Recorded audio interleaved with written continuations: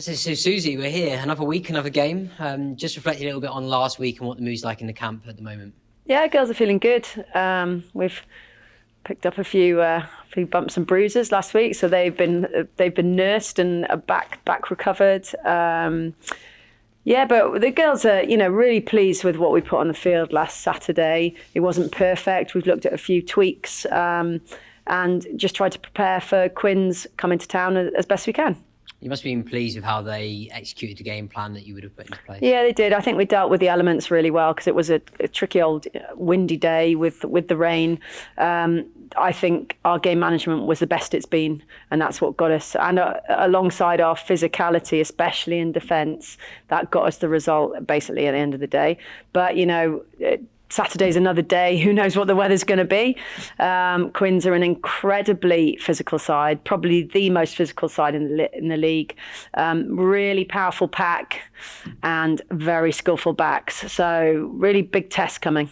And a message, I'm guessing, for yourself, for the girls, more of the same, more of just doing what you do well, as good as possible. Let's do what we're doing really well. Let's listen and concentrate on what we need to get better at. But it's not masses of difference. Obviously, you don't make huge changes in a week of training. You just look at a couple of things.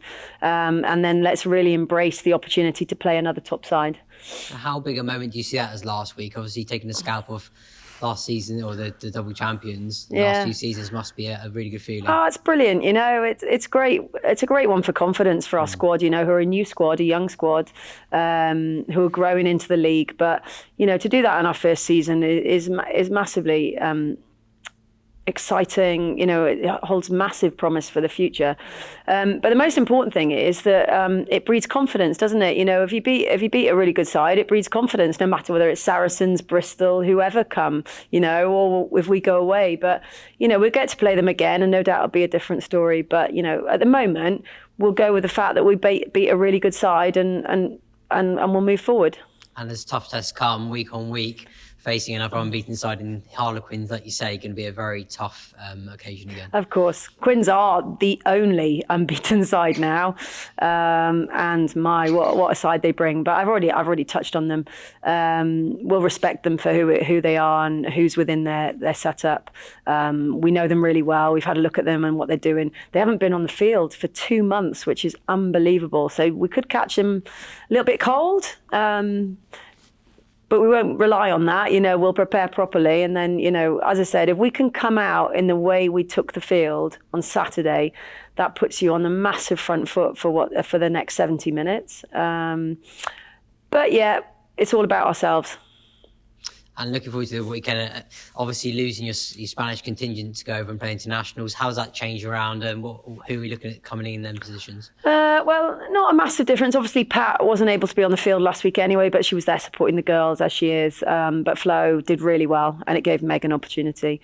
Bimba leaving again is disappointing, but we always knew it was coming. They've got to go and try and qualify for a World Cup, so that allows Kaylee Armstrong to get back involved with their squad, which is brilliant. Abby Fleming is back from Welsh commitments, which is brilliant again. So she jumps onto the bench because Paoli's not available because of work. And these are the challenges of a professional setup that isn't fully pro, because the girls work for a living, and that's life, So a couple of changes, but if we're able to field the same 15 as we started last week, and as I said, that continuity that we can take from week into week is putting us in really good positions.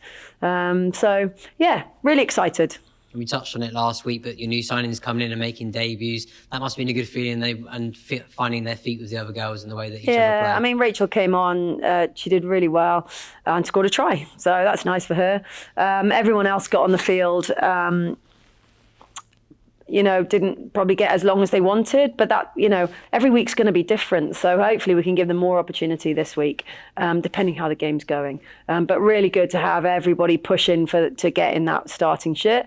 And if not, then what kind of impact then they make, when they do come on? Can they change the game? Or can they continue the performance that we're putting on the field? And it's a 23 player effort. It's not 1 to 15.